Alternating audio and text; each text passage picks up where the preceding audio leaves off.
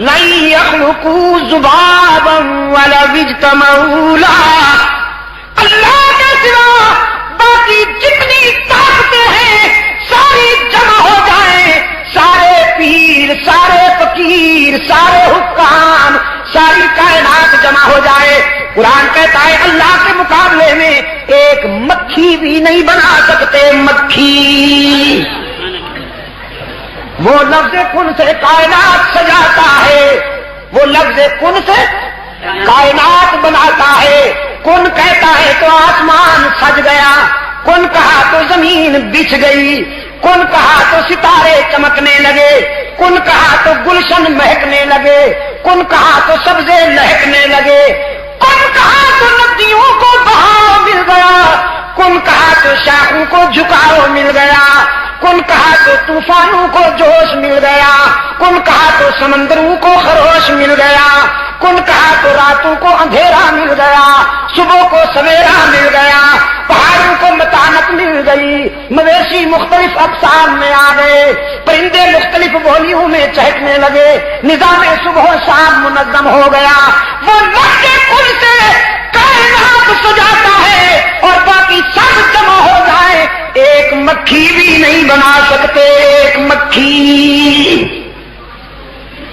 تو سب کی مشکل کشائی کرنے والا کون؟ حاجت روائی کرنے والا کون؟ سب کے بیڑے پار اتارنے والا کون؟ یا اللہ ہی، اللہ ہی۔ سیاہ جانور سے، بدبو گوبر سے، بدبو والی گوبر سے، سیاہ جانور سے، سرخ خون سے سفید دودھ پلانے والا کون؟ وَإِنَّ لَكُمْ فِي الْأَنْعَامِ لَعِبْرَةً نُسْقِيكُم مِّمَّا فِي بُطُونِهِ مِن بَيْنِ فَرْثٍ وَدَمٍ لَبَنًا خَالِصًا سَائِغًا لِّلشَّارِبِينَ۔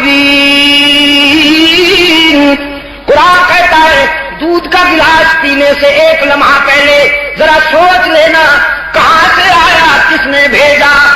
تیری بکری کی رنگت سیاہ، اس کی گوبر بدبودار، اس کی رگوں میں دوڑنے والا خون سرخ، لیکن وہ کون ہے جو تیرے گلاس میں آنے والے دودھ میں جانور کی سیاہی کو بھی شامل نہیں ہونے دیتا، خون کی سرخی کو بھی شامل نہیں ہونے دیتا، گوبر کی بدبو کو بھی شامل نہیں ہونے دیتا۔ ان تینوں منفی چیزوں میں سے نسقیکم لبنا خالصا سائغا للشاربین، خوش رنگ اور خوش ذائقہ دودھ پلانے والا کون؟